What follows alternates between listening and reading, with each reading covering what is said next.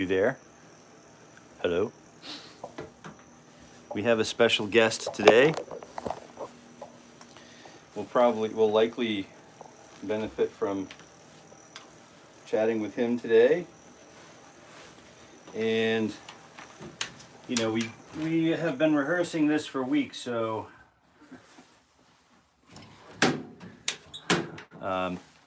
typically we'll have like a few friends coming on early, and they'll get the comments started, and they just there's some really great guitar players on this channel, on this particular live stream. Mm-hmm. And good morning.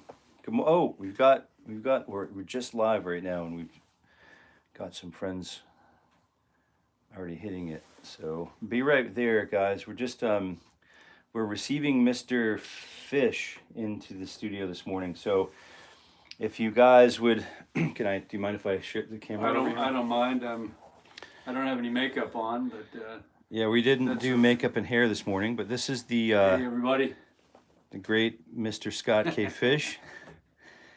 Were you like the modern? Did you have something to do with the Modern Drummer magazine for a spell? yeah, no flashback to you, but I was Modern Drummer's managing editor way back in the early days, from October 1980 to 1983, and I had freelanced for Modern Drummer since 1977.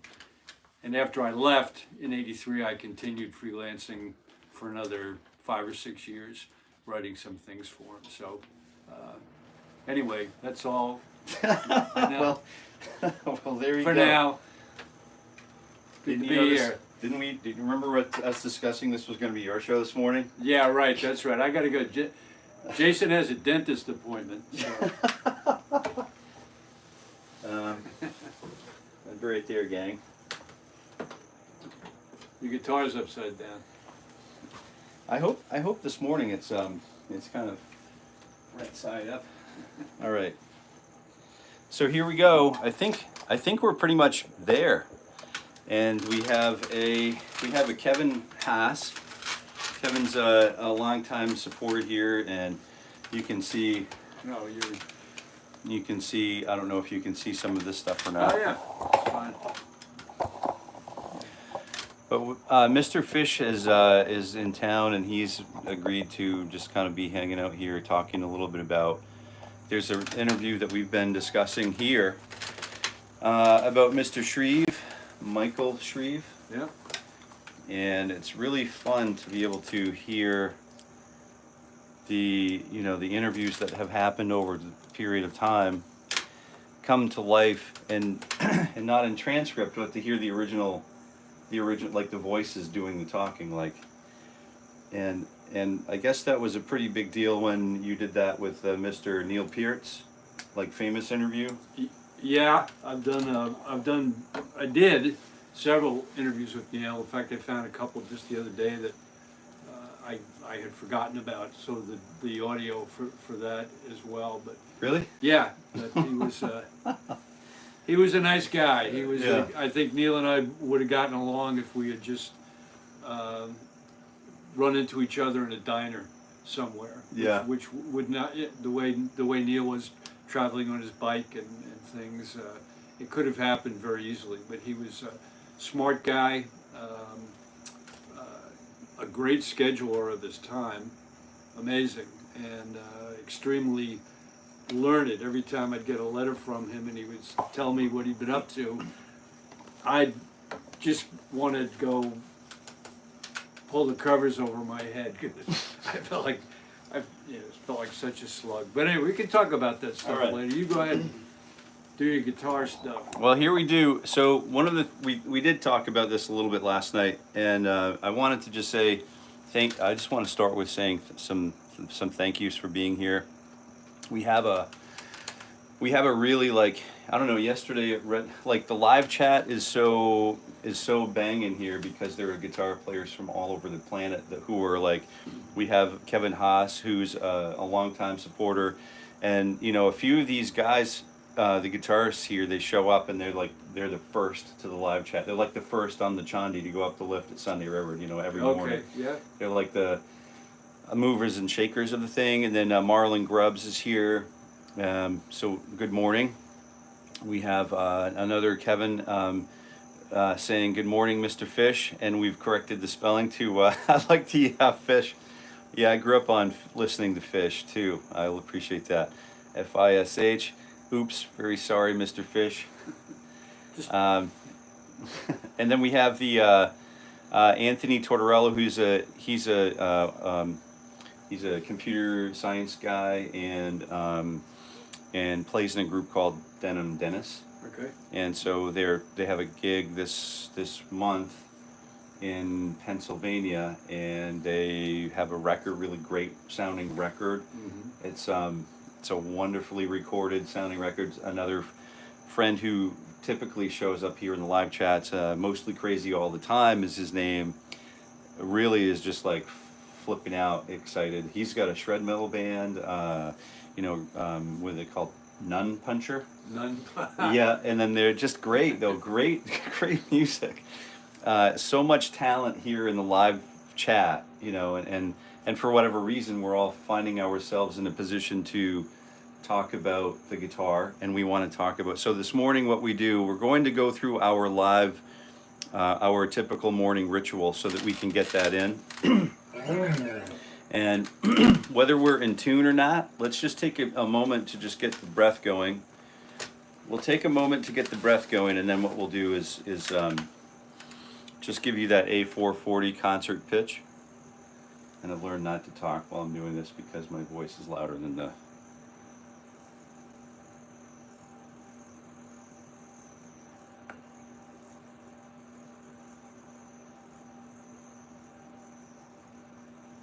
All right, here's the A440, fret 5, natural harmonic on the A string. There's that. Let me just see if we're tuned up here too.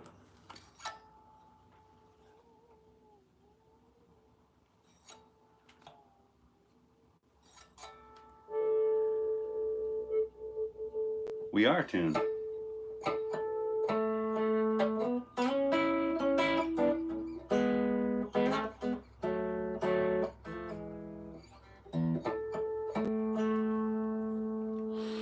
So what I'll do is we'll go through so some of these friends will be here with guitars in hand, and I'll go through the typical posture so I don't get workplace injury. Yeah. Over time, we'll sustain damage from, going to my massage therapist, and she's like, Jason, your legs are sitting this way and your torso's sitting this way. Oh, I had no idea, Whoops. What does that mean? Thank you. Yeah. But part of the tuning sequence is like breath. Did you ever hear the story about how Ravi Shankar played? He was tuning at a festival, some festival in Canada somewhere. Got the applause. Did you hear about that? Yeah. Everyone was like, he was just going through this thing, and then if he's done tuning, and then he's like, the audience they got the applause. Yeah. And then he's like, well, if you like the sound of me tuning, you're really gonna like what's coming up next, So I think the idea is to find some common ground. We're all tuning to standard, concert pitch. And on this guitar, I have we have these little fine tuners.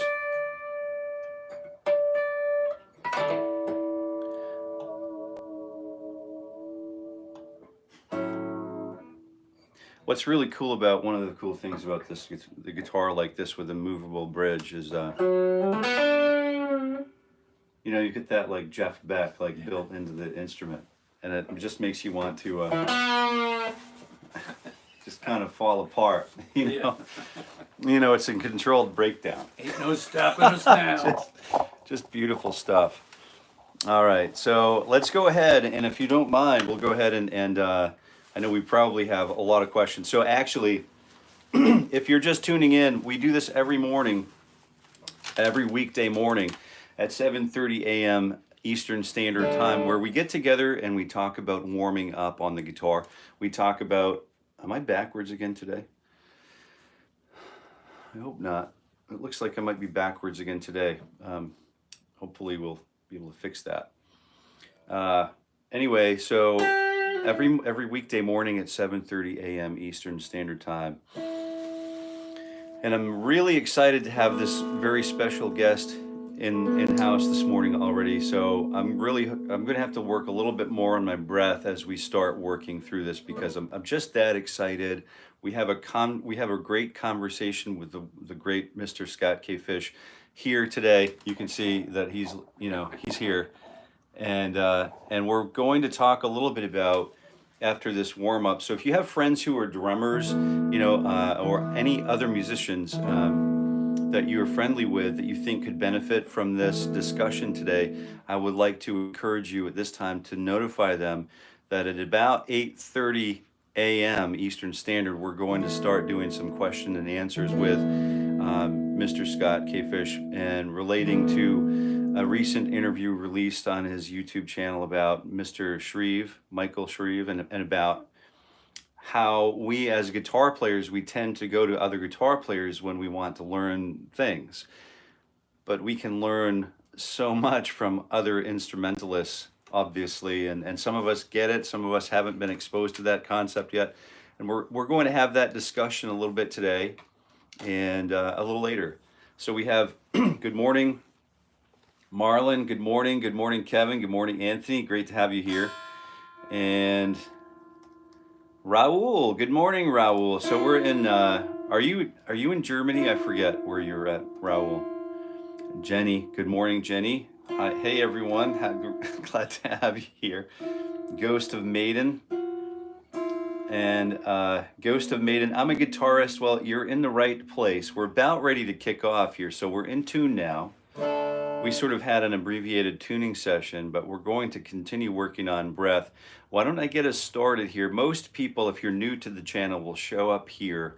If you're new to this stream anyway, the morning ritual for guitar growth, will show up with a guitar in hand, and then we can practice alone together. Do you know what I mean? So we have that nice benefit of having a conversation while we're doing the things that we know we need to be doing as guitar players. So let's go ahead and take a look at fingers 3 and 4 on the left hand, on the fret hand, and we'll use 3 and 4, and we'll send that one position with frets 11 and 12, and then what we do when we get to the top of that position, we'll descend one position and descend the string set.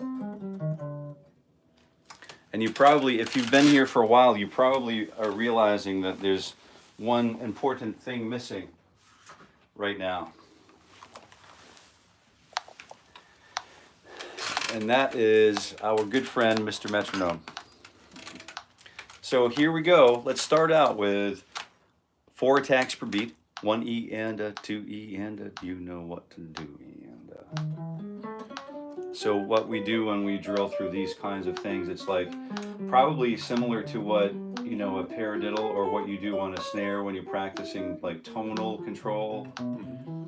You're practicing like, I mean, you don't just hit a drum and it doesn't sound good. Like Steve Gadd has a way of playing a drum that, the tone is there, right? I mean, so developing tone on a guitar, I'm assuming it's similar to developing tone on a drum kit. The way you hit the drum or tune the drum. Like, what's the difference there? You don't have to show me. I can just talk. You keep on the guitar. It depends. A lot of drums, particularly working with engineers where they want dead sounding drums, the last thing they want out of a drum is a tone. Okay. Right. So just leave it there. Yeah. It'd be like stuffing I think Sun Records with some of those early guitarists used to deaden the strings so you got more of a percussive sound out of Johnny Cash's guitar. Oh yeah. Things like, same thing with the drums. Kill the overtones, Yeah. Make it sound like a cardboard box. And then you can. And then you're good. Do whatever you. Yeah. Right. Makes it easier for the engineer. Make a hit there after. Yeah. So let's do fingers 2 and 3, same thing. Fingers 2 and 3, we have 1 E and a 2 E and a T E and a fo E and a. So what we're doing right now is welcoming you to our group of morning ritual enthusiasts, where we are warming up together. You know, if you catch it live, if you catch this show live, then you can bring your guitar, but we do, and play along, but what we do is we repost these after. We do a little tagging, we do a little titling and all that stuff, so we have a sort of a record of what was happening in that video if we wanted to go back and look at it, so let's say on demand. Or, you know, if you're on the other side of the world, Raul, and it's more, you know, it's easier to look at it a little later in the day or at a different, you know, a time more convenient to you, you're more than welcome to do that. The interesting part about this live stream in the morning is that, you know, the live chat is really where the rubber meets the road here. And we do like to answer questions. We do like to be part of that process. So the question and answers, you know, we have a very special guest, as you may have heard today. So if you're just tuning in, please stick around to hear from and ask questions to Mr. 𝗪𝗏𝗏𝗏, a really great, you know, fairly well seasoned music writer and performer in his own right, songwriter and wonderful collaborator. He's just a great resource, an unbelievable resource of human dynamics around rhythm and around the world that we know as commercial music and jazz, right? Like, you covered everybody. You found Dave Weckl, didn't you? Jazz. I mean, did you like find Dave Weckl? So 1 E and a 2, fingers 1 and 2, 3 E and a fo E and a. Frets 11 and 12.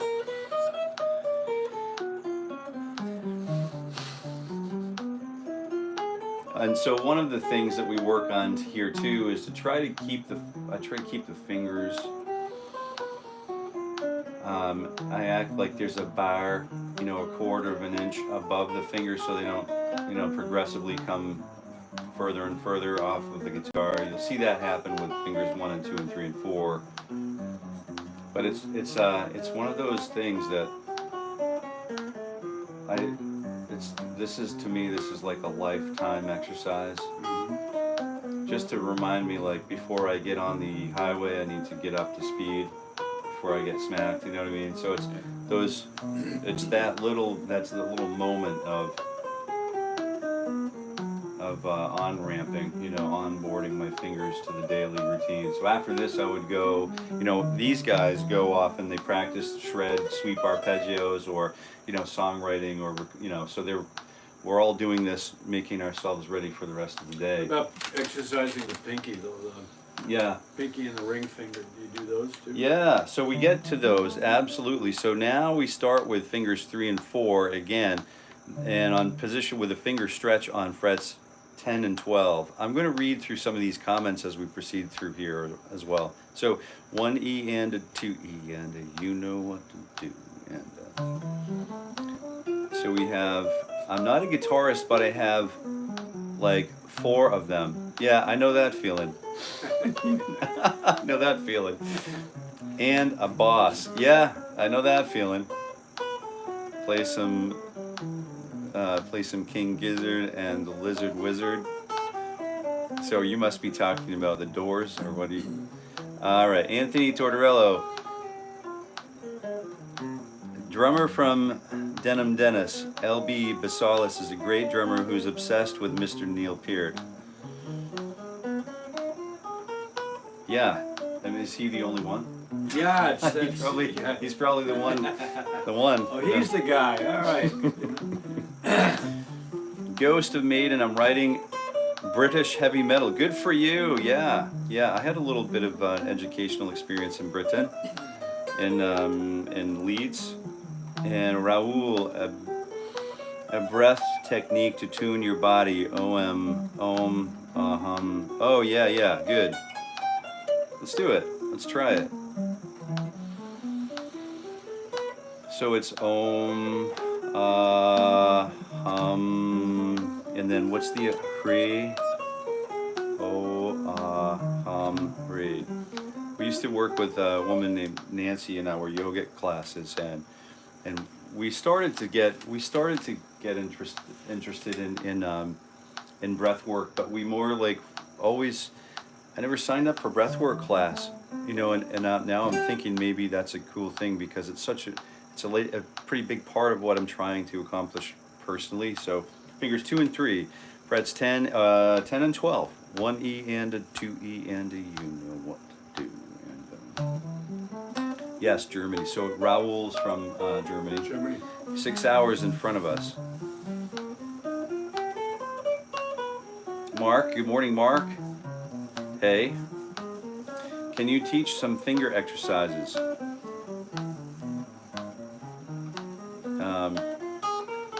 𝗕𝗏𝗁𝗶𝗏 can you teach some finger exercises? Yes. I hope so. I'm working on. Oh, okay. So somehow I became known as to some as Uncle Jason because I look like the uncle that sells the bad weed in the family.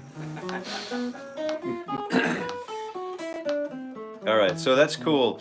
Please can you play slow? Okay, good. We'll play slowly. Rusty Dog, do you play anything country? Oh yeah, country's a pretty broad spectrum of wonderful guitar playing. Just there's a lot going on there. We do, and we are working toward basically a universal approach to the guitar at the moment, where we were warming up together, so that after the warm-up period goes, so I do this in the morning, every morning, fingers 1 and 2, frets 10 and 12, same pattern, and I'll play a little bit more slowly here and in a moment, and we'll walk you through this, Jamir, and if you just give me one moment to complete this thought, we'll go ahead and stretch after the 3-finger exercises, and then we'll jump right back into the 1, 2, 3, 4, but we'll do a couple of slower exercises so that we can actually see what's going on and absorb what's happening. What is similar to this on drums? Guitar for everyone. Dan Husband, good morning, Dan. What is similar to this on, so Guitar for Everyone is asking a question. What is similar to this on drums? Like the function of Similar to what? Dialing in finger exercises. Like the fundamentals, I guess. We call it fundamentals. Like, who's that book? Like the Alfred's book, like the... I mean, there are a lot. Is that what he's asking? Yeah, I think so. Is Like, he what's asking a technical question? Like, what's similar to this on drums? And then he continues on and says, and asks, paradiddles? Question mark. Yeah, the rudiments. You've got the 13 essential drum rudiments. 13 essentials. Yeah, they call them, and then it gets up to 26 essential drum rudiments. And then there have been people, Alan Dawson comes to mind, Joe Morello is somebody else who comes to mind, who have taken the rudiments that everybody played since the beginning of drumming and gotten creative with them, come up with variations, accent variations with them. So, and there are tons of books like that online that you should have no problem finding. But yeah, that would be similar to what Jason's doing right now. So just taking the moment, right? So, and this is one of the things I wanted to hit on with about the Mr. Shreve interview, like the thing, like the repetition of the thing, like you can't get to the next thing until you repeat the one thing that unlocks the door to the next thing, right? And there's like that process of moving to the known to the unknown, or learning the mechanics of it all, right? Yeah, well, he talked about, which to me at the time was an interesting concept, and Michael Shreve, who probably best known as his work with Santana, and he also worked with a percussionist keyboard player named 𝗏𝗏 Yamashita, Japanese musician. And they had a couple of really good albums. The one I like the best is called Go Live from Paris. Al Di Meola is the guitarist really? on that album. Yeah, and it's it just smokes. But what Michael talked about during the interview in one part was, instead of drummers tend to go all over the place, is just to lock in with a rhythm, maybe a 4-bar, or not even a 4-bar, 2-bar pattern or something, and just repeat it and just hang in with it.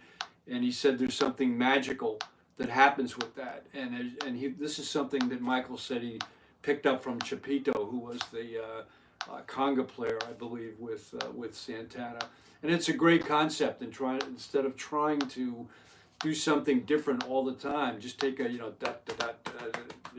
and keep playing that and focus on it. And it is kind of magical. Things come out, and you can expand on that a little bit and come back. But you were probably pretty well aware of that. Like, this is like literally what we're all sort of tuned into doing with this morning, the ritual. Yeah. Is to try to transcend the technical part of the instrument, like get it absorbed, get it in there, and then forget about it. Yeah. Right, and then find the next thing that we're actually going for. I think to roughly sum that up a little bit. So here's the fingers 2, 3, and 4.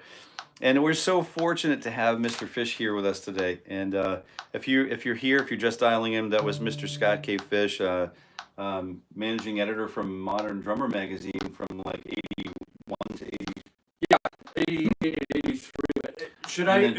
We should probably float out there too. Should I shut up so that you can just listen to Jason? I'm okay with that. So. All right. We'll come right back.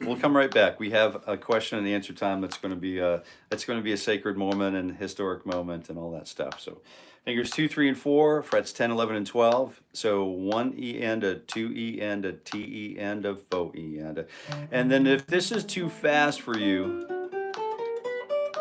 what I can recommend is just to watch what's going on, and you can carefully watch and observe, and that even the act of observance is enough sometimes to help this kind of methodology creep into our own playing, because we have our own ideas about what it is we want to accomplish. So talking while I'm playing 3s over 3 groups with my fretting hand, and then I only have 2 grouping with a binary grouping with my picking hand. This is sort of like a tapping my head and like rubbing my tummy kind of thing, But I notice that I have a weakness here where I want to encourage myself to talk when I play the guitar, because I might be in the kitchen practicing the guitar, like Mr. Jim Hall used to do that. And well, even with a strap on my guitar, stirring the beans, they're getting the black beans ready for the plate. And then if my wife says something to me and I just stand there blank faced, she might get it, she might wonder if I'm okay. So having the capability to talk and keep that conversation separate from what it is I'm doing mechanically on the guitar, I felt was valuable. And then based on Jim Hall's recommendation and other guitar teachers that I've had in my own past who had developed that skill, because you want to be able to talk while we're doing the thing. So 1 E and we're using fingers 1 and 3 and 1 and 2 and 3, frets 10, 11, and 12. 1 and a 2 and a T E. Can I interject something here? I play just enough guitar to be dangerous, and I write songs using guitar. And when I sat down here, Jason first began the lesson, said, is Jason playing scales? What is he doing? So maybe that'll be helpful to some of the newer guitar. But you're going down, taking 2 fingers and picking, it looks like 2 frets, and just climbing up. Yeah. So if you're just tuning in, what's happening here is the morning ritual is not this part of the morning ritual. I'm still sort of waking up to. I don't have any tonic. There's no like scalar or no like there's no key center. There's no like do re mi involved yet. So these are just little finger patterns. So 1E and a 2E and a 10, 11, 12. And these finger patterns are developed so that when we start to approach scales, we already have the fingers are ready. They have an amount of readiness in them to absorb those, you know, the new scales that we kind of like throw their way. You know, the fingers, it's like the equivalent. I try to draw the parallel where this is, if you're at a family dinner, you know, you know, it's nice to know that everyone at the table has the capacity to pass the butter. You know, so it's a little bit like, you know, if I get to the fourth finger and the fourth finger just sits there and doesn't know what to do when I pass it the butter, I probably could, you know, do a little more coaching on the fourth finger. Yeah. Yeah. You know what I mean? So there's that humanization, that humanizing thing of passing the salt around the family or friend table. But we want to invite all of our fingers to be part of the family, and part of that is, you know, the fourth finger is often underused, but you know, players like Eric Clapton and Slash from Guns N' Roses, you know, a lot of players, there were a lot of us who guitar players make a great living and never hardly even use the fourth finger. You know, so it's, you know, it is what. And then so what we'll do now is we'll go to exercising fingers 2 and 4 with that 2-finger grouping, and we'll start with 9 and 12. 1E and a 2E and a TE and a 4E and a Dan Husband says, "Good morning, crew." And then good day from Ottawa, Canada. Dan Husband's from Ottawa. Please, can Fish please tell something about his writing process? Oh yeah, now we're talking. Now it's cooking with fire. Now this guy Raul, he's always like cuts to the chase, man. He's like got bird dogs running every direction. He's flushing the grouse out from every direction. Like he's got a like 360-degree swivel gun. This guy. Yeah, but is he practicing his finger exercise? Yeah, but That's what we want to know. Mark, yeah, we're going to talk. We'll be able to sit down with Mr. Fish in a few minutes here, and I know you're all chomping at the bit to, you know, really what this does. This creates another layer of goodwill between guitar players and the drummers of the bands. You know, because the drummers of the band is supposed to be like the one to provide the good humor, right, and keep the band in good spirits. Yeah, that's right. The spirit of the band. Yeah. So we have Part of being a good drummer. That's Baby Dodds. Yeah, Baby Dodds. Put a good spirit into the band. Fingers 1 and 3, and we're doing the stretch, 2 frets between the two, 1E and a 2E and a TE and a 4E and a. All right, we're going down through the old comment list here. Thank you, Raul, for asking a question. You know, this guy is he's taking leave for a moment, but. Mr. Fish, the more I get to know him and his depth of experience and depth of character, like the things that he is, you know, it's a rare bird just to have available right now, and it's really, we both appreciate the questions that are coming in, and if we could just notify, if you feel like it's a good idea to share this stream with your friendlies who you meet on the bandstand, that would be totally appropriate. All right, we're using fingers 1 and 3, and then we are going above the 12th position because this week is week 2 of Guitar Week, and we're just going to keep moving up and beyond. Can you play Straight Outta Compton? Oh yeah, very cool.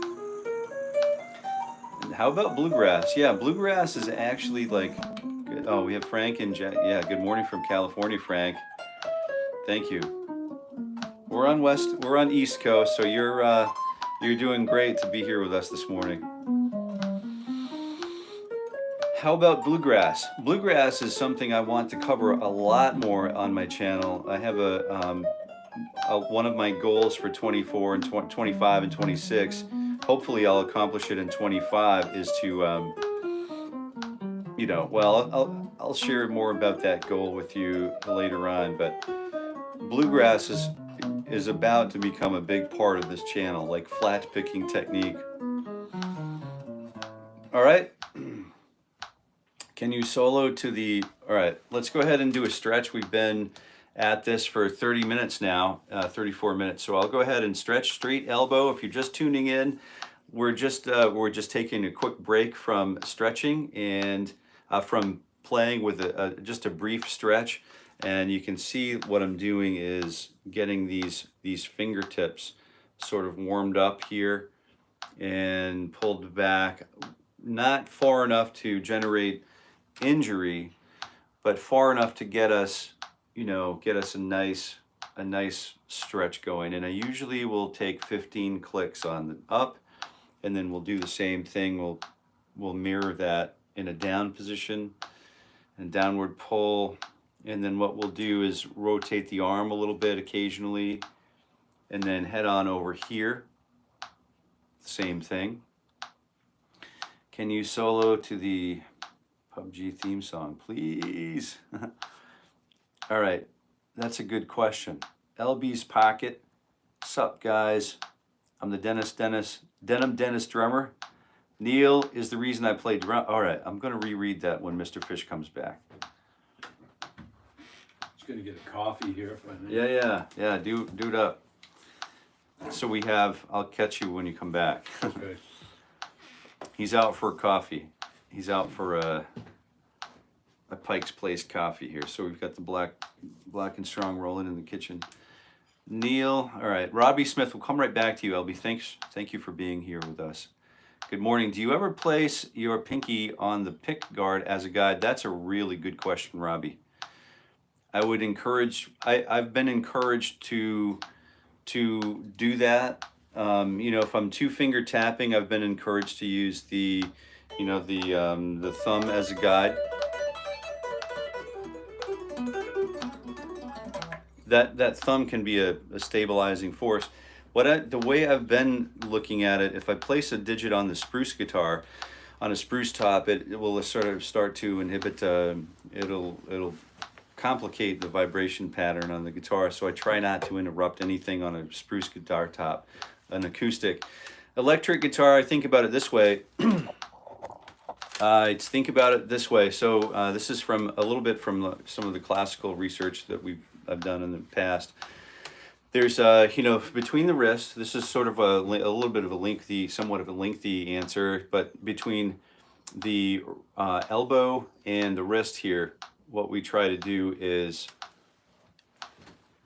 get that median point. All right, so we're halfway roughly between the elbow and the wrist, and that's kind of setting on the perch. And then what I do is I'll try to use this corner of my palm to rest on the saddle or the bridge plate of the guitar, and that will limit my motion to this radius. And if I don't have anything mounted on the surface of the guitar, that will keep our moment. We can get from here to here in a moment's notice, where if I have this pivot point placed here, it changes a few things mechanically for me, whether or not I want palm muting or where I'd like to be on the string set. It kind of limits my capabilities. So my initial answer would be I try to not be overly obligated to any more points than I need to on the guitar, because the more contact points I have on the guitar, typically will tend to, number one, impede the tone of an acoustic guitar, and then number two, I understand wanting to stabilize the picking hand with the pinky, and you might see a lot of us do it, and there's nothing wrong with it, but keep in mind that that's going to put your range of motion into a somewhat isolated position. You can accomplish all of those things by all of those surgical procedures that you're talking about, those surgical style procedures where you want to mitigate like pick movement. We don't want to move too much, but that's all controlled with muscle tissue. And through throughout the forearm, and we get through the carpals and the metatarsals or whatever. And then, so we get out into the hand. All of those are gross and fine motor skill development in my book. But you know, if you want to use that, here's what I am. I'm typically don't do that. Anybody else have an approach to whether they use a pinky to lock themselves into a position or not? All right. 𝗚𝘂𝗶𝘁𝗏, Dan Husband. This is good for my dexterity, not just the guitar, but everything else too. I've broken my finger and hands a few times. Yeah. I get that. I totally get that, man. It's great. It's wonderful for neuroplasticity as we progress along in our own situations. Let's go ahead and get the next thing started while we are talking. So we have fingers 1, 2, and 3, and 4. So we've done all of these things. Fingers 2, 2 group fingers, 2 finger groupings. Fingers 3 and 4, 2 and 3, 1 and 2. Then we did some stretches with fingers 2 and 4, and then 1 and 3. Then we did some stretch, some work with fingers 2, 3, and 4. All of that stuff. We did 1, 2, and 3. Now what we're doing is we're going to reincorporate all 4 fingers. So now we're 4-finger guitar. This is sort of a Mick Goodrick thing, right? So you'd have these little movable mini positions, and Mick would be like, well, he'd see so many people from we're all the greatest people in our regions coming to him at Berkeley. And then what we'd do is we'd be like, we'd learn all of these bad habits, and immediately he would say, okay, now you're a 1-finger guitar player, and let's just learn how to play the guitar all over again. So he'd take all of the gaps in knowledge that we collected along the way, and he'd just basically break everybody down and then start everybody over again. And I've always admired that approach, So Mr. Fish is back, and the fish is back. So we have LB's Pocket on YouTube. Okay. So this is the drummer for the Denim Dennis Band. Yes. And hi. And he says, I'm standing now. He says hi. Give my legs a break. He says, sup, guys. Sup. Jason talked me into doing this. He said, he held a gun to my head and said, come talk to some guitar players. And I'm just, Jason has to do it. I thought it was a great idea.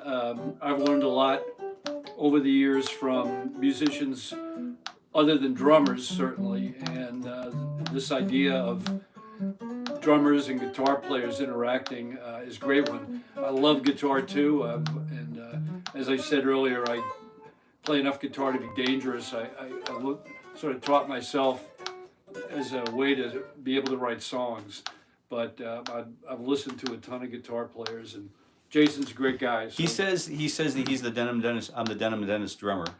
Neil is the reason. He's talking about Mr. Neil character, right? The Neil. Yeah. He says Neil is the reason I play drums. Yeah. So how many people out there are like that? A lot of people. Do you know what I mean? A lot of people. He had it locked in, man. Yeah.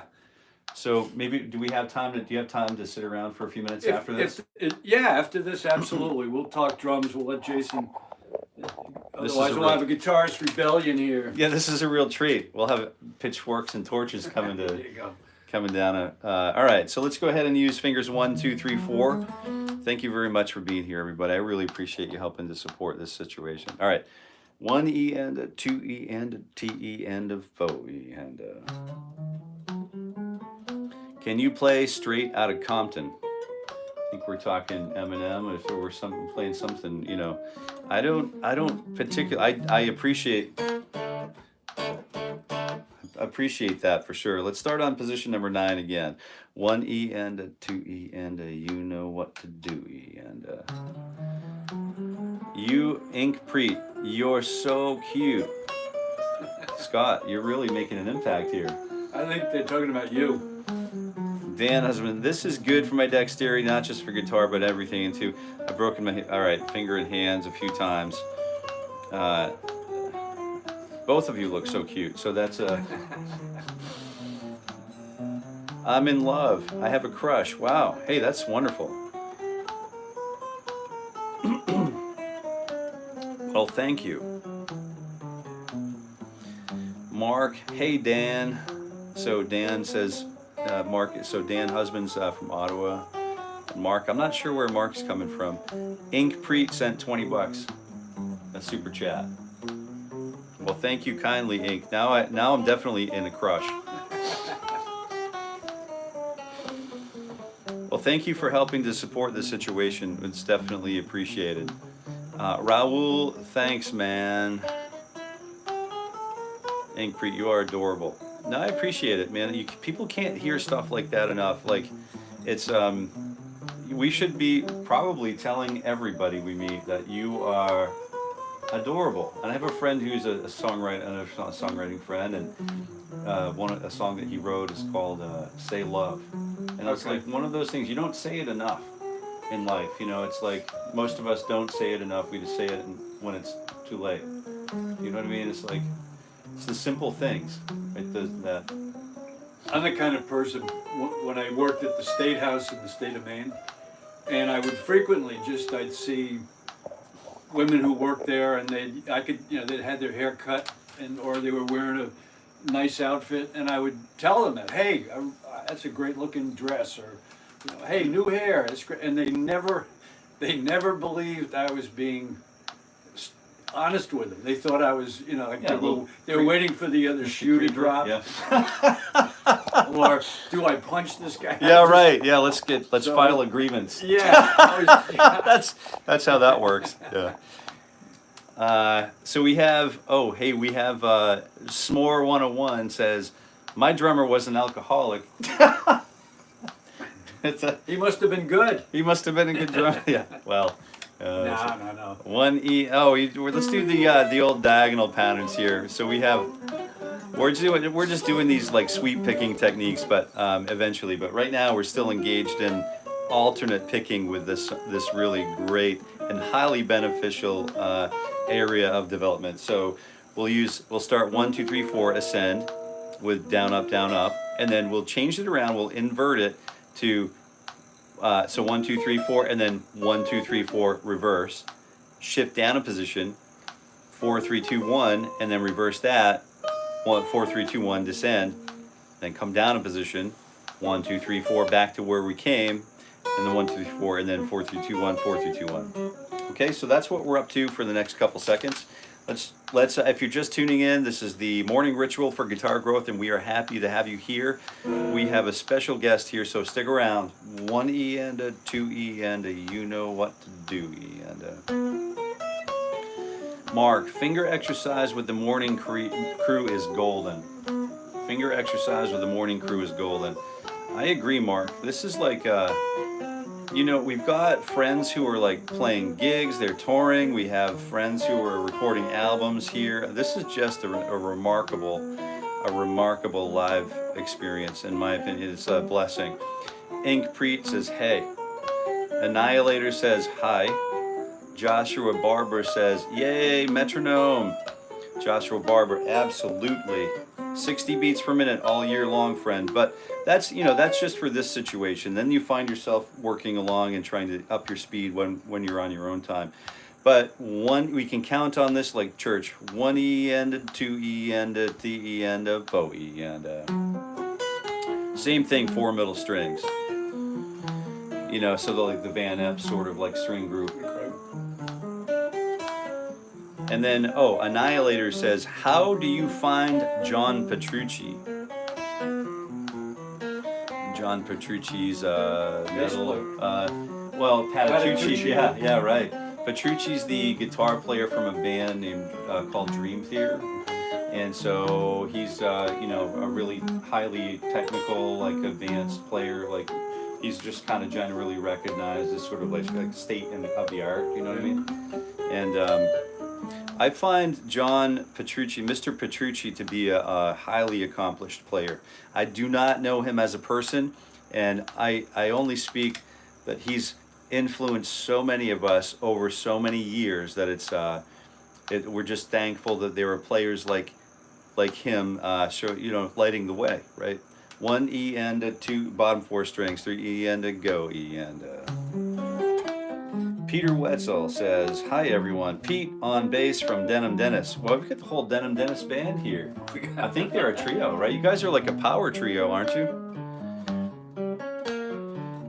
You You got the whole trio tapped in. Yeah. Okay. Nice. And then an arm, you know, he's giving us a little flex emote. Yeah. Frank and Jackie, I get up early and drive in to take care of my dad. Otherwise, after 54 years of working and only getting 4 or 5 hours of sleep, I'm trying to get more sleep. You gotta take, yeah, absolutely. Charity starts at home, and those of us who have family to take care of we're indeed blessed, and friends, absolutely blessed, man. And now we're gonna do one of these exercises from Steve Vai's 10-hour very famous 10-hour guitar workout. We're just wrapping up our time here, warming up. I can feel the fingers are starting to come alive. We're just not getting into any diatonic anything, no arpeggios this morning. We're going to reserve this time so that we can spend it with our rare friend here, Mr. Scott K. Fish. We have a few moments with him today, so where we're talking about, we'll talk about that in just a moment. Just stick around. So we have fingers 1 and 3 and 4, and we're using only 1 and 3 and 4. This time we'll ascend from the bottom up. Then when we get to the top of the position, we'll just pop up 1 position, and then still do the 1 3 4 1 3 4 1 3 4 1 3 4. So if you are a tonal player, it might feel a little weird to just use the same fingering over and over again. So that's one of the things we're using to get over our fears of using the same finger over and over again. Let's try it out.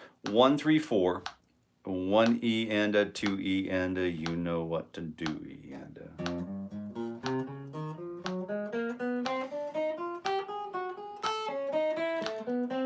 I've been doing a welcome. Okay, I've got to back up a little bit. A new subscriber for you from Romania, 𝗏𝗂𝗏𝗂. Broken wrist fused actually helped control all the motion, LOL.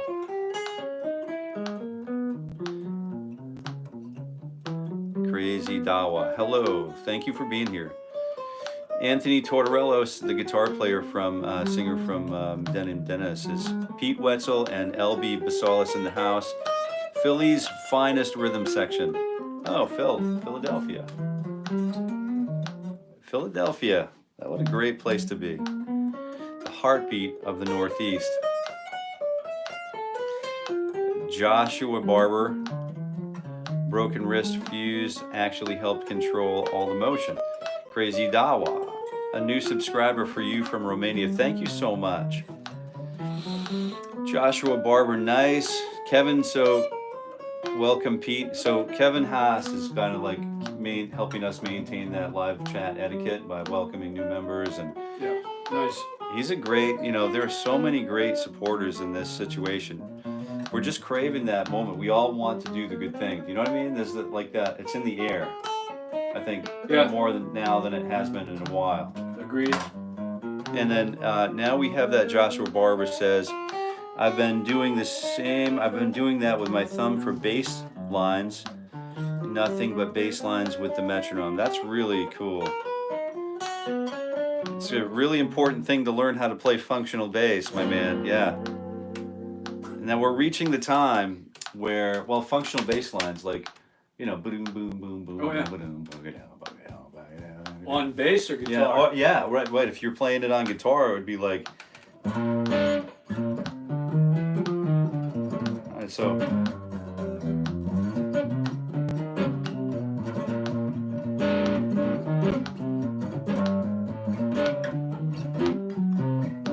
And 2, 5, 1. You get that kind of like separate instruments happening. So we've reached the time. I think we're reaching the time where we're going to sit down with Mr. Fish and start reviewing some of these. If you're all okay with just starting to just swap over into our, I think there's so much more that we can do as guitar players by communicating with our good friends and fellow musicians, the drummers, and there's so much to unpack here that this will likely turn into some kind of a series of events, I would think, but we wanted to open a communication line, especially for the groups the bands that are out there practicing and doing the thing and keeping that sort of live music dream alive, right? So let's just reintroduce Mr. Scott K. Fish, the old managing editor from Modern Drummer, right? Right. Yeah, well-seasoned fella. Yeah, man. Good morning. Good morning, everybody. And we'll just start running through the live Q&A. chat. Yeah. Yeah, so if you have friends who would like to speak with Mr. Fish, have any questions, now is a really great time. So we have, I think we can, I'm just going to keep the metronome going in the spirit of the live stream. So rhythm's where it's at, right? Yeah. Let me just get us up to speed, see if we can come through. We've got a lot of these Questions? comments, you know, Comments, so I'm not okay. really sure what's going on. Hi everyone, bass from Denim Dennis, and we get Frank and Jackie here. We've got Anthony Pete has just informed us his whole trio is here, Denim Dennis, and Joshua Barber, Broken Wrist, new subscriber from Romania, and Kevin, Mr. Haas welcoming Pete and LB. Nice. And we have Josh. I've been doing that with my thumb. So there's the functional bass line. Guitar for everyone. My pinky usually touches the body of the guitar lightly, but it's not locked in place. Maybe I should work on not doing that. Let's talk about that. Let's keep thinking in that direction. Let's keep thinking in those terms, because it's to have that freedom, that perfect freedom of the right hand to just get up onto the fretboard whenever you need to is it can be valuable. Kingslayer official. Let's sing Dragon Force, please. That's wonderful, man. You at 60 beats per minute, you got it. Just like walking down the street on a sunny day. All right, so Joshua Barber, Lamb of God, please. That's a great one. Yeah. Seattle area from Mark. Mark's from Seattle. Thanks for being here, Mark. Marion Pachiak, hi bro, play one by Metallica, right? We have, let's see, Mark 5:14 a.m. Thanks for being here, Mark. Do you guys have any questions? Right now is a good time. We're going to start a discussion. If you don't have questions right away, we're going to just start. I'm just going to get us up to speed on the comments now, but we have a discussion that I've been meaning to have about working with the drummer, and then not coming. It's important to go to other guitar players when we're learning guitar, but it's also good to, it can be vital to learn how to play piano, let's say, or learn more about rhythm and then what exactly it is the drummer is contributing and doing, and maybe absorb some of those philosophies. And there are so many friends that you've come in contact with have shared so many valuable lessons with freely, like just for the sake maybe of posterity. So can we start maybe we'll get into that, open up that discussion. Yeah, open up. If people want me to shut up and get back to Jason, that's okay too. I don't bruise easily, so if that's the consensus, maybe you ought to do a poll.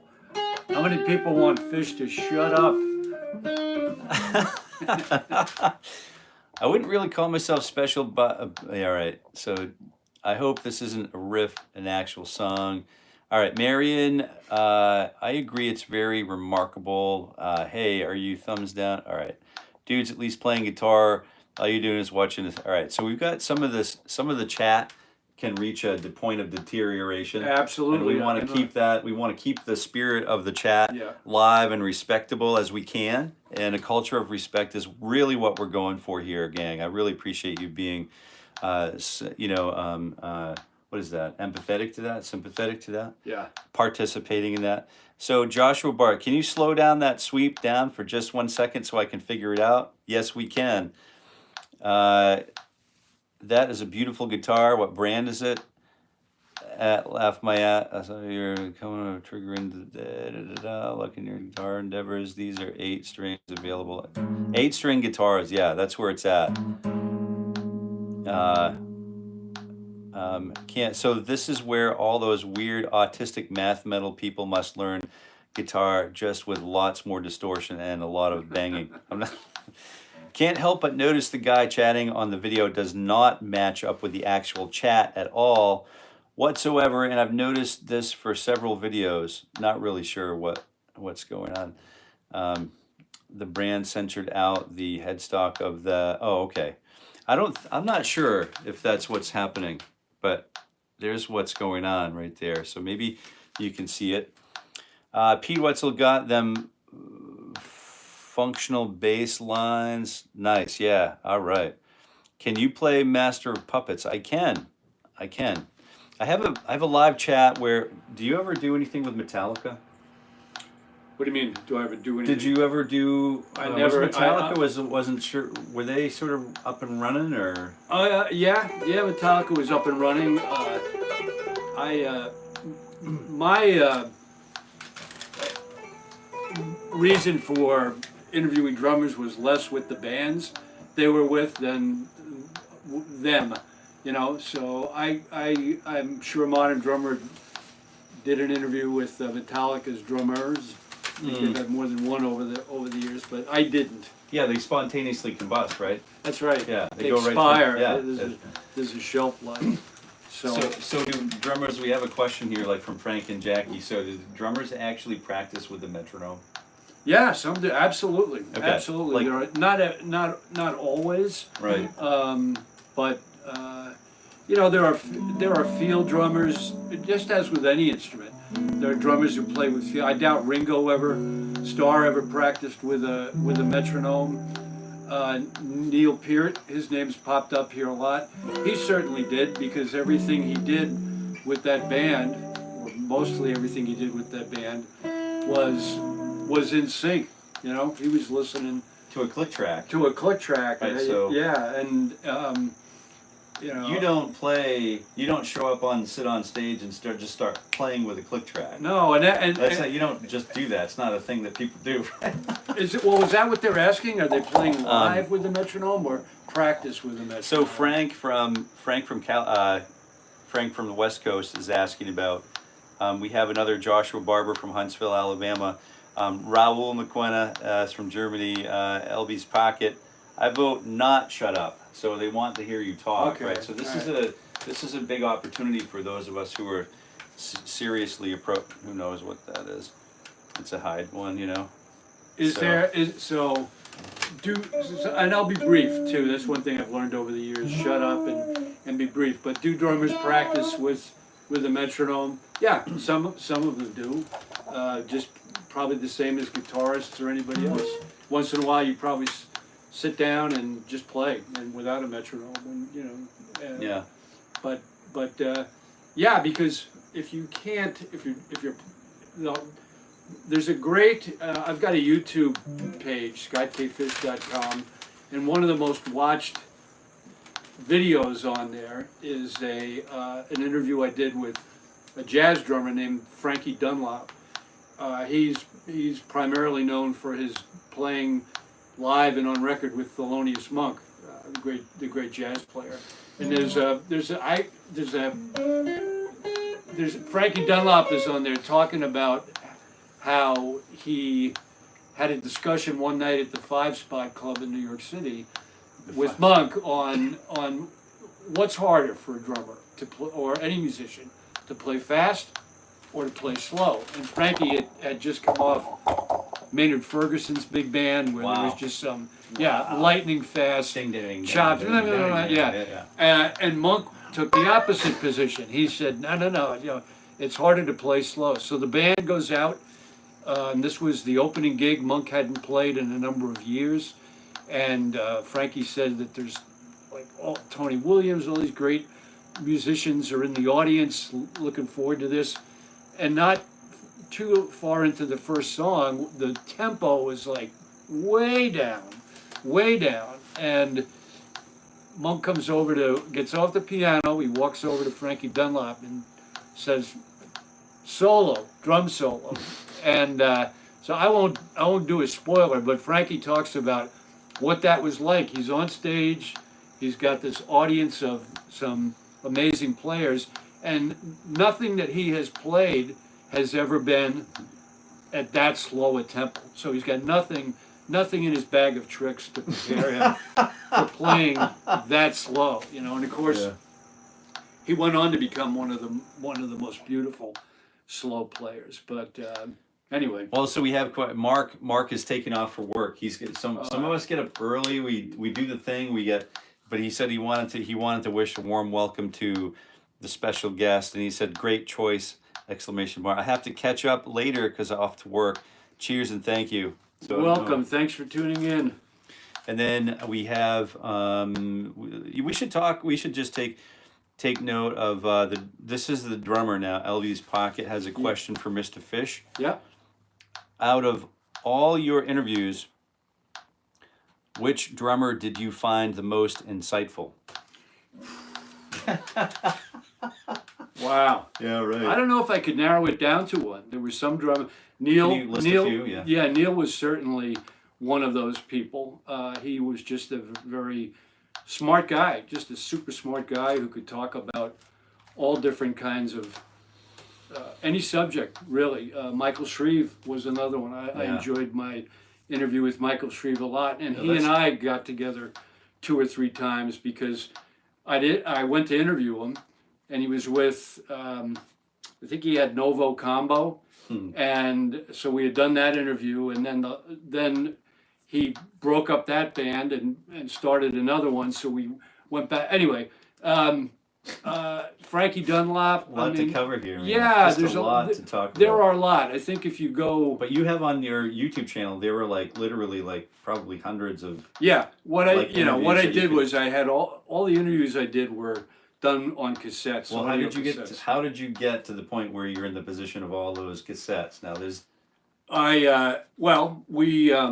Me and Rick Mattingly at Mono Drummer at the time, mostly we bought our own cassettes and did our own interviews, did our interviews on our own time.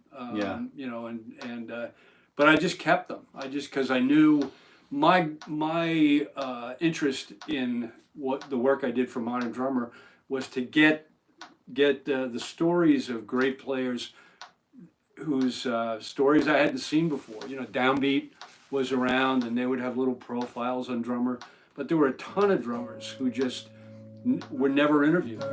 I couldn't even find photographs of certain drummers because there was no market. If I went to pro photographers, they weren't shooting drummers because there was no place to sell the photos. Oh, really? Yeah, nobody wanted them. So Modern Drummer, if you ask Ron Spignardi, was his reaction to Guitar Player magazine. He said he looked at Guitar Player and asked himself, geez, how come there's not a magazine like this for drummers? And thus was born Modern Drummer. But a lot of drummers influenced me and had a lot of great things to say. And what I've done on my YouTube page is I've isolated a lot of the gems from these interviews, and I've also started putting some of the full interviews just to have them out there, so that when I'm dead and gone, those things will be out in the public square, and people like you live forever. Though. Yeah, you know what I mean? It's like, and they won't wind up in a landfill somewhere. So anyway. So you have a website too, which is called Life Beyond. Life Beyond the Symbols. That was such a cool friggin' name. Dude. That's like one of the coolest website names I've ever heard. That came out of an interview with Bill Bruford, King Crimson's drummer, and others. So you chatted with him. Yeah, he was a tough. We were doing a phone interview. I was in New Jersey at the Modern Drummer office. I don't know where Bill was, but King Crimson was getting ready to do a tour, and so we're talking on the phone, and that guy is brilliant, and so he had the British accent, which took a couple of minutes for me to attune my ear. It's funny how that works. Huh? But he was just so smart that I felt like I was all right. I got to strap myself in. I have to fully focus on this interview because I was just hearing him through the phone. I wasn't seeing him, no body language or anything. So anyway. He was a great guy, and we've just saved a lot of those interviews for people to listen to. So you had John Bonham on cue, probably, I would think. John Bonham was or Bonzo, or how did you on John Bonham? Well, I never interviewed John Bonham, but notable that when I first started at Modern Drummer, I went into Ron Spignardi and I said, what drummers would you like to have interviews for the magazine that you haven't done yet? And then first thing out of his mouth was John Bonham. John Bonham, right. So big hot shot, no sweat. So I went in to my office and I contacted Swan Song Records, Zeppelin's label. Wow. And hey, hi, I'm Scott Fish, managing editor of Modern Drummer.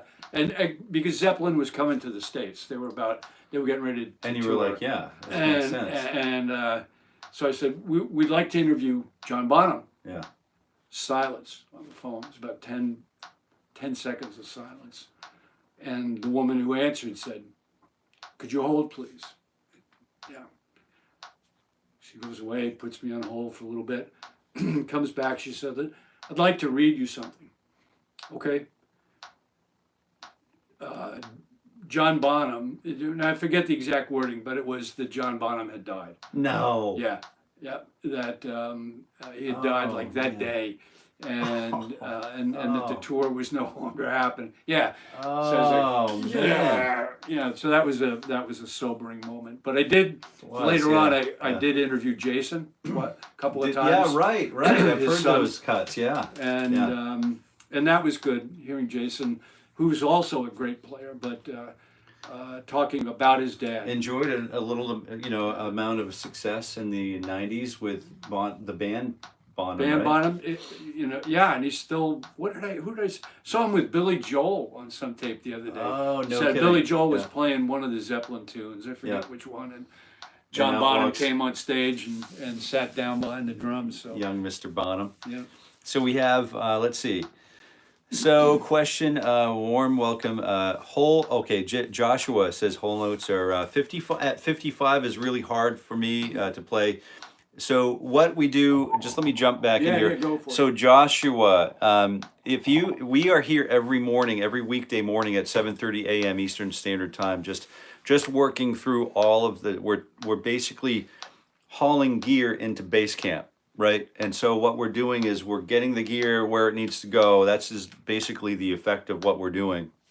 We're going to take the first video that we did a few weeks before 2025 kicked off, right? So we have the first video in this series, which some of you were here for, and we're going to take the last video of this series in 2025, and we're going to do a full appreciation and study of where our technique where we've made the gains, and this is going to be the equivalent of about 260 hours over the span of 2025. If we come here 5 days a week and practice the warm-up, just the warm-up patterns, keeping our fingers moving, just maintenance is going to show us, and some of us, including myself, have already witnessed and improved, and notably, right? So Monday morning is typically the morning where we just take it easy. We really focus hard on breathing. We use one attack per click.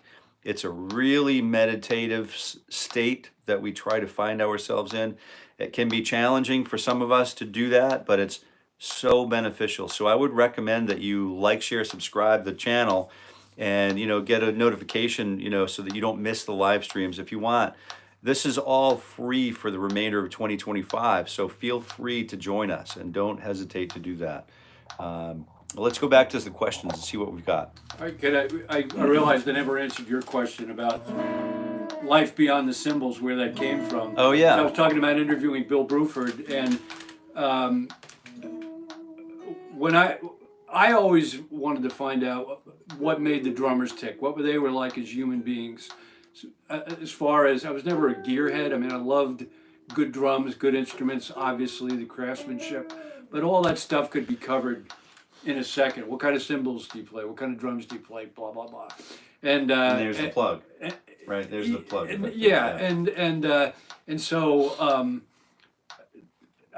So Bill Bruford stopped at one point in the interview and he said to me, "You're not asking the usual drum interview questions." He said, "The questions you're asking are more about life beyond the cymbals." And I said, What a brilliant! And I said, "Thanks, Bill." That's what great. a brilliant way to say it. Yeah, and he was right. So that's where the name comes from. I like your hat. Thank It's you. a nice hat. It's a fancy hat. Some of us probably, if you could tilt the head, didn't we just write and produce a song that voted to not change the main flag to that? That's right. Didn't we help that pass? That ought We not did. pass, right? We did. All right, so here we go. A couple more questions here. Mark, welcome, special guest. Sorry for the hardball question. He's making an apology for asking the hardball question. Who was your most enlightening? What was your most enlightening interview? And I don't.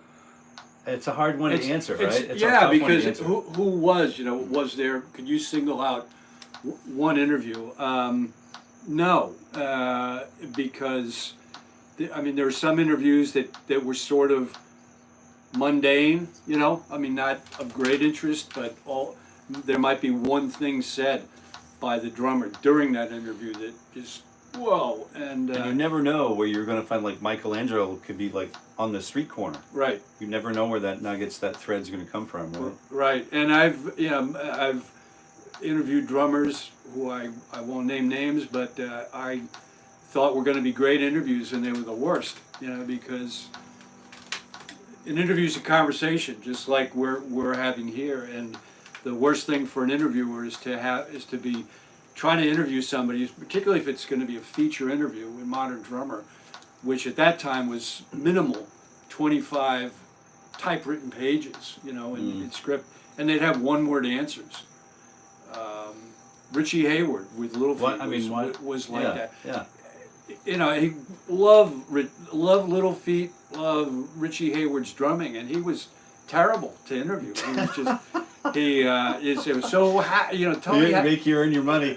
tell me. No, I couldn't use the interview. It never. Oh, really? Yeah. Never aired? Yeah. He'd say so talk a little bit about how you met Lowell George and how you got the band together. He said, I was living in Iowa and I got on a train and went to California. Yeah, that's it, huh? That's the inception of Little Feat. So those interviews, like those experiences, are as valuable as let's say the '84, the Neil Peart interview. Yeah. Right. Like there was one that you did with Neil Peart that just kind of like there was a cover. I think it was in 1983. It was '83, right? April. Yeah. Yes. Yeah. People have really enjoy, and I was able. Did you help me with that, with the sound on that interview? I don't remember. Didn't you now you can go back and listen to Mr. Peart actually say the words himself, so, right? Yeah, right. I'm digitizing. That's like mind-boggling. Yeah, I'm digitizing the cassettes I have and putting them online for people to hear. So that Can was. you imagine the resource? I can't even imagine it. So and I didn't realize until I put that. Digitized that interview with Neil and put it online, but the feedback was tremendous, and I think what people liked about it is they could hear Neil, you could hear what a great guy he was, what a real, and that's he was not a star, he was just Neil, and he would go on stage and he'd play his drums, and then it's the end of the job's over. Living life by the clock. Yeah. Now I'm going to go ride my bike to the next gig, or now I'm going to go read a book or write in a journal or something. I was wondering if we could say, because there's a group like this Denim Dentist. Yeah. It sounds to me like they're really trying to make a go of it. Yeah. Right, and they're really great. Like the Journeyman cut from their Journeyman album, self-titled, album of a similar title. Yeah. Is it's really great. It's a great track. Love to hear It's it. a great cut, and I wish I could play it here today, but we'll go find it. Okay. And so that if you had something to offer up, like an aspiring drummer that's watching this, or an aspiring guitar player, maybe we're intermediate in our approach, maybe we're trying to get the band going, or get the band back together and then hit the road, sell some tickets, sell some merchandise, but maybe it's something a little deeper. It's beyond the symbol. It's that feel like we're doing this because less of a commercial reason. I get the feel like there's less interest in the commercial success than there is like the praying for rain, and then you get rain success. You know what I mean? there's a thing happening, right, where there's this interpersonal and with the advances of AI. Yeah. Like we're talking about like that statue in front of the university, at the foot of my statue is like, it says, you know, while computers become more and more perfect, so it becomes more important of the imperfection of man, right? Right, So like, how do you dial in, like, what is even the point if you can prompt a chatbot to write a song for you and then even produce the song for you? I mean, what is this? I mean, what are you competing against here? Like, what are we actually doing, and why are we still doing the craft? I think it's the human spirit and the need to create. That's why we're here. We're here to create, to build, and that's something that machines can help, but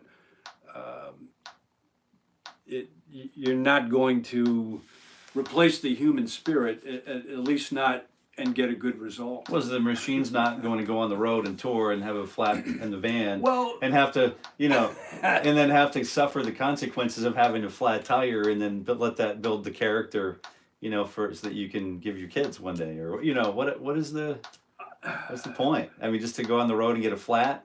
Well, I mean, going on the road is one option. One of the beauties of the digital age is that people can make music, and through websites like Bandcamp, and I'm sure there are others out there. Yeah. You can market your own music, and I mean, used to be starting back in the 40s and 50s, with some of the great labels that we now know, Chess, Sun, all those guys would print 45 RPM vinyl records, or maybe 78s to begin with, and throw them in the trunk of a car and drive around the radio stations. Hey, play my record, play my Right. play Wow. my hit. Yeah. So now we don't need to do any of that stuff, you know. And the flip side of that is there are a lot of people out there doing that.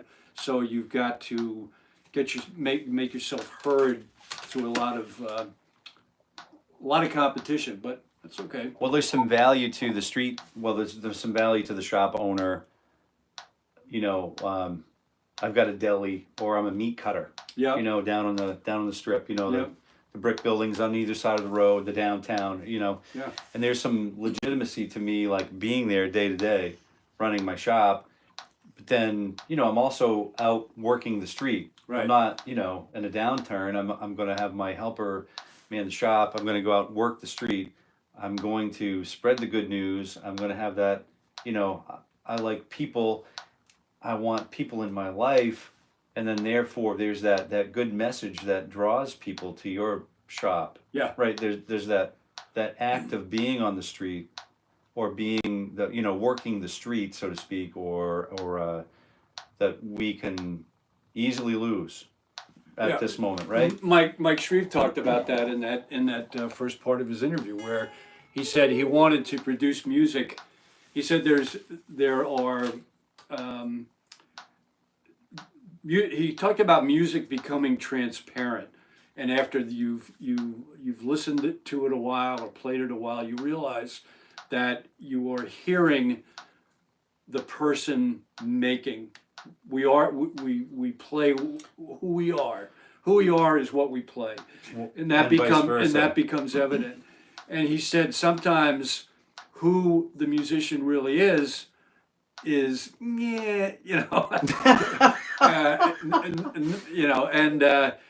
for him, and I think this is what you were getting to. Michael said that he wanted to be seamless. He wanted who he is to be the same guy that people are seeing and hearing and dealing with on the street as they are when he's up on stage or in the recording studio playing music. That there's no difference. All same guy. Right, there's no split. There's no dichotomy to deal with, and I am, as Popeye would say, I am what I am. Sorry for that. All right, so let's get up to speed. We have a few more notes of appreciation. Oh, Tomek Nakar says, "Trump!" 2 exclamations, bro. All right. Thanks for the comment, Tomek. Hopefully you're still here, and we appreciate you being here, chiming in. 𝗔𝘁𝗶𝘃 is making a comeback. I swear it. Maybe you're right. SF says, what's the best way to keep time and count bars in a song so a guitarist doesn't get lost between the various sections of a song? Oh, thanks very much. Is that for you? That's for you. Knowing. I'll come back. Read that again. Read that again. All right, so maybe I'll jump in on it too. So, what is the best way to keep time and count bars in a song so a guitarist doesn't get lost between the various sections of the song?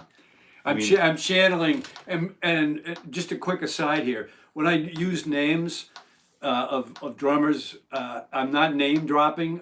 I'm just sourcing. Okay, so it's not just me spewing off this stuff. But I'm channeling Tony Williams from an early Downbeat interview where he was asked, are you the timekeeper in the band? And he said, if you can't keep time, you have no business on the bandstand. That's pretty harsh for some of us. Well, yeah, You know he what said. I mean? It's like, Now there are drummers. those are fighting words, pal. He said, and that's when he was with Miles Davis, the second great quintet. Miles who? Yeah, I'm not there to keep time. If you can't keep time, you got no business being on the bandstand. And he said, and now there are other and Neil Peart. Let's go back to Neil. Neil played, I think, pretty much the same things. Like he worked out all that stuff ahead of time. That would drive me crazy, but he liked it, and it certainly worked well for Rush. Well, it's a part playing, right? It was like playing the role. Yeah, the he's part. right. This is right. As if you're with an orchestra and you're playing the written part. There are rock bands. What I hear recently, where the drummers had to play the same fills. Artemis Pyle with Lynyrd Skynyrd. If let's say there was a fill on the record, one of the songs, do do do do do do do do, and he went on stage one night and went do do do do diddly boom boom, the band would freak out. What are you doing? Whoa. You just Train wreck. train wreck. Does anybody know where one is? And yeah, so I would answer that question. You could tap on the hi-hat lightly, or maybe keep an audible pulse on the bass drum for a guitar player, something like that, or have a strobe light. Would you be willing to hold my hand? Would you be willing to go so far as to hold my hand? Yeah, there you go. Yeah. But I think the real answer is that the guitar player should get comfortable enough with keeping time that he shouldn't have to depend on the drummer to do that, or maybe play shorter guitar solos. Well, that's that's awesome. It's a great question, and it speaks to why we're here in the morning. So every weekday morning at 7:30 a.m. Eastern Standard Time, SF, we're here. It's a free live stream, and we can what we're doing is every morning. We're doing a morning ritual for guitar growth. So this is really important. We work the metronome so that we can work on our counting skills, and we can get better at, and doesn't matter where we are in the game, we can always use that metronome, and we can always use that consultation with a time continuum that we can engage with. So that's kind of what we're shooting for this morning and in these mornings. All through 2025, you'll find us here. So I really appreciate the question. I'm just going to try to find another question here. So can you say it again and spell it for me? Sorry, I'm on a phone and it's a little hard to hear. What am I spelling?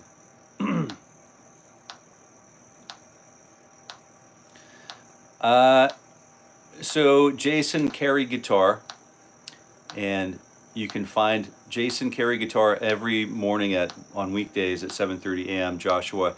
And if you're here, it's a good place for you to be. And I think you'll find that it's a happy place to be. And it's a good positive. We're a place where we build each other up.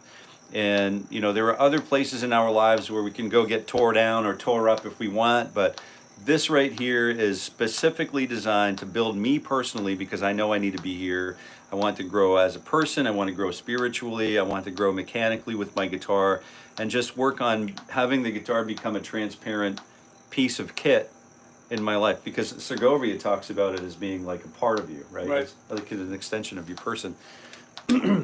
All right, Joshua says, have either of you tried the Boss DB90.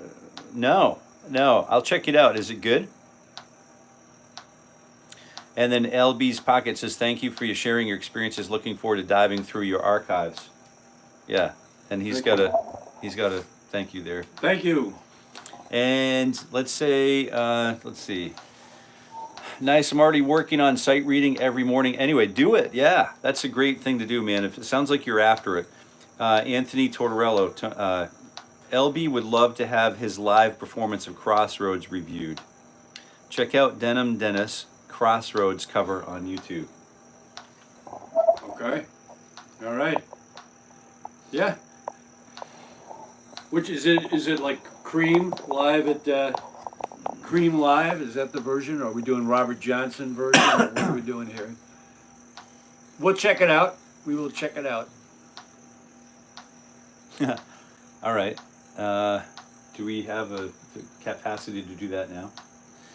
So we'll check it out and make a comment, maybe on maybe next week. Next week, video or something. Yeah, yeah. All right. LB also has a live interview. Denim Dennis between the takes. Okay. Oh, so we can hear LB talk is what is going on. Okay. Got it. Sorry, I'm a big LB fan, obviously. Good idea. Bernard Artis, thank you for adding the video library available to younger generations and ourselves that we would not have without today's tools. All of the stories of our mentors and truth seekers deserve this. That's pretty cool to hear, isn't it? Yes. Yeah. Anthony, and he's given you the prayer hands. Bernard continues on saying, the beautiful part is it really isn't competition, but people building each other up. We really can't have too many inspired musicians or other artists. We want to start, remember the Arts in the Parks program that Will Harris was doing in the state of Maine? So there was the state parks were being sort of like underutilized, underappreciated, and so he was a student at the conservatory for a while. The little thing and so he was coming, and then as a student, we would record. We had him record work with him to record a song about opening of a river, and the shad were starting to come back upriver, and he wrote a song called "If I Was a Shad." Okay. Best life I could ever have. You know, it's just a really cool song. But to have a commissioner, it's like a State Department commissioner, do that on acoustic guitar and nice. And sing it and play the dobro so we were really interested in like the arts and the parks, and then we have obviously a room full of talent here. Like this. Yeah. This is a sampling of you've got these guys hitting it heavy. Down Dennis is hitting it heavy today because they understand what kind of resource a person like you is. Oh. And so what would you say about like writing songs about our state and national parks? You know, like how important would it be to just really fully get a band of musicians out there across the nation? So just so you know, national parks have like changed. There's like been some movement where you can now go, if you're a YouTuber, you can go film in national parks now. Did you know that? No. Oh, it's a thing now. Wow. Yeah, that's pretty cool, isn't it? So you could like record cool. yourself and do like streams of yourself writing working on songs in these beautiful locations across America. Yeah. I mean, to me, that's like where the rubber meets the road. Like, you put yourself in an inspiring place, but you have to suffer a little bit to get there. Yeah. Maybe in some cases, but there are some ungodly beautiful places to go write songs in, right? Yeah. Yeah. And why wouldn't we? Place ourselves there. So Anthony is again another really active member. He's starting to already do that. Is he in Maine? He's in Maine? Pennsylvania. Pennsylvania. I think, yeah. Okay. Philly. Yep. Okay. Philly area, I think. Yeah. Yeah. But He's not too far, I think, from the Delaware Water Gap, which is a gorgeous place. There's a lot. There's just so much going on. Like by the end of 2025, like it could be like. Maybe there's a songwriting competition or something from Pinecone or something like with some sort of incentive, right? It could be. Go to the Gettysburg battlefield and sit there and write it. The vibes there are. Anyway. Yeah, there's no shortage of stuff to write about, right? Not at all. And so it's not a competition. Anthony's beautiful, too many inspired musicians. Can't have too many inspired musicians. Oops says, play Hotel California. No. You want to sing it? No. All right, Kevin's punctual, so like on the hour. All right, he's going? out. Yeah, he's got All to right. takes care of his father. Thanks, and stuff. Kevin. So got to run here. Thanks, Mr. Fish, for all your insight. Jason, this was special. Until tomorrow. Thank you, Kevin. Thank you very much, and have a wonderful day. Happy picking, friend. All right, so Okay. Joshua wants to know your friend's website. So My friend, it's very easy. It's all one word, Scott K. Fish, SCOTTKFISH.com. scottkfish.com. Two Right. T's. Yes, 2 T's. scottkfish.com. Somebody said ska fish. One of my Rastafarian friends, yeah. buddies, ska fish. All right, thanks, Kevin, for being here. Total. Anthony says, I can't thank enough for your wisdom and encouraging words. Both Jason and Scott Dennis will keep putting in the work, putting out the positivity, and keep the funk strong. Thank you, man. And Joshua Barber, your friend's website, which you got. Anthony's, yes, Cream.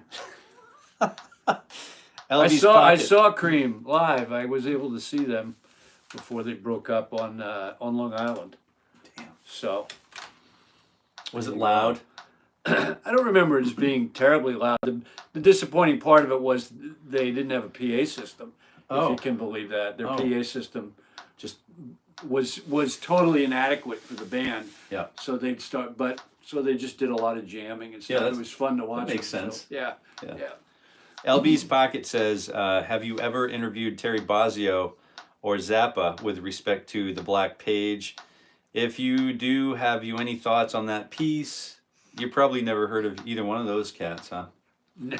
No, I've never interviewed 𝗕𝗏𝗁. There's a lot of stuff out there, both from Terry and I think 𝗦𝗃𝗀𝗀 is floating around on YouTube talking about playing the Black Page and what that was like. So I was certainly aware of the Black Page and the difficulty.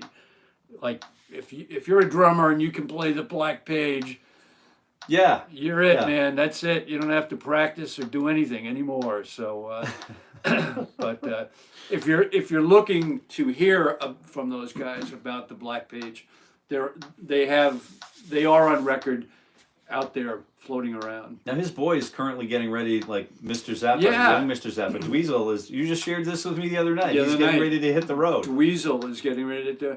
I got to see the Mothers too at the Fillmore East. Oh when yeah, they there you go.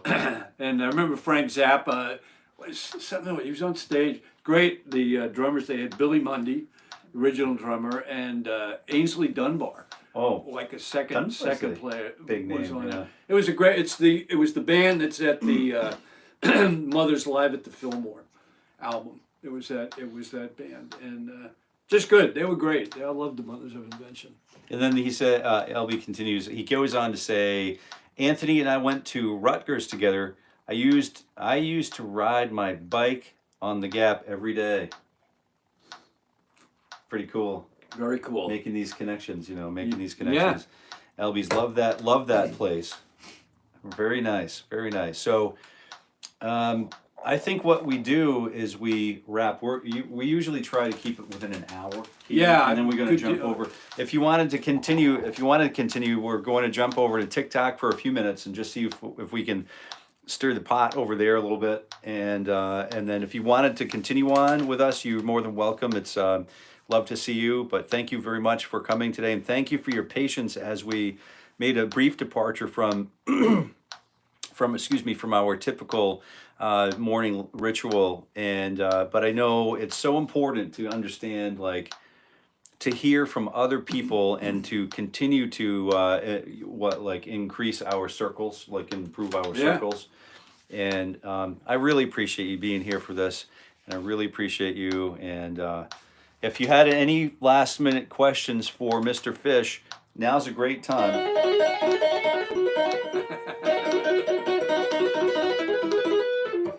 Eruption. If any, if we hopefully Jason and I get to do stuff like this in the future, if there are questions about the relationship drummers to guitarists or anything like that, It's an interesting concept. yeah, you'd like to hear, tell email Jason and we'll make it happen.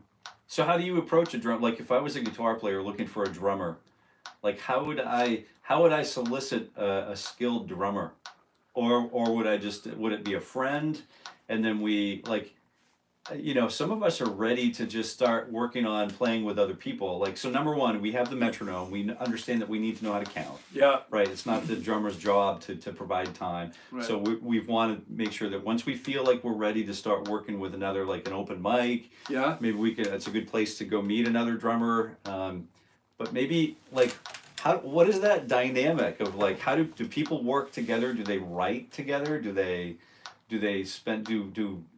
Do you spend, my idea like through university was like, you would meet, the ensemble would have a call for, you know, 1 o'clock in the afternoon on a Monday. Right. And you'd have a 2-hour rehearsal scheduled with 1 15-minute, 5 or 15-minute break. So you'd get 2 or 3 hours a day. You'd have another rehearsal scheduled for Wednesday. And then after a 3-month period, you'd be working your repertoire for 2 times a week. And then after a 3-month period, the band's ready to go. Yeah. So it helps to show up on time, on target, be prepared for the rehearsal, and then just work the material and get the show ready for the road. But what if you're more like, you know, what if you're less like interested in that professional approach, and you're more interested in exploring and then really trying to define, do you think people are still actively trying to find their sound as a group? Yeah. Like, do you know what I mean? It's Well, we already had complicated. three of them on. Dennis, right? Denim They're working Dennis, it, yeah, they're working it. Yeah, and I think with drummers, I mean, it's like meeting people. If you're a guitarist and you are looking for a drummer, you have a drummer over. If it clicks, then you have them over again, and if it doesn't click, thanks. But you know, Patience. so yeah. Yeah. Just keep it going. Keep it going. I mean, I think back when I was in high school and places, and there was a group of guys that we would hang out and end up in various bands. I'm thinking of one guitar player. I won't name him, but I remember him as a advanced guitar player, technically just the best of any of us guys hanging out. But you couldn't work with him.